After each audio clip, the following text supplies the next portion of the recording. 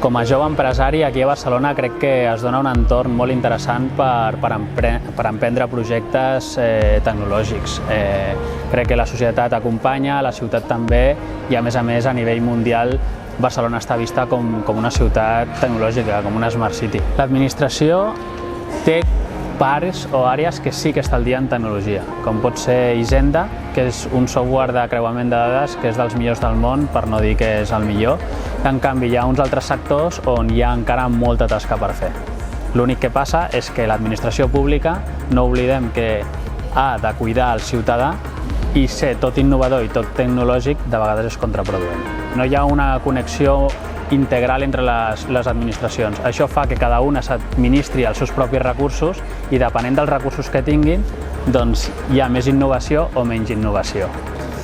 L'administració pública que sí es digitalitza, al final el que obté són una sèrie de paràmetres objectius per tenir un control més acurat de la pròpia administració. Per exemple, a mi, com a especialista que soc de tecnològic, el que fan les administracions públiques és, primer, consultar-me a mi com poden millorar certs tipus de contractació, sobretot en serveis de manteniment i neteja, de facilities. En el cas de la Universitat de Barcelona, el que es va fer és, ells tenien un control sobre la neteja, que consta d'una sèrie de milions d'euros del servei anuals, i el registre d'aquest personal, que són unes 470 persones que netegen tots els campus, es feien per firmes en paper. Llavors, a final de mes, tu com calcules tot aquest servei? Doncs fent un sumatori d'hores, creient-te, és més com un acte de fet. Aquí s'ha incorporat una tecnologia bastant potent que és tot el tema de biometria.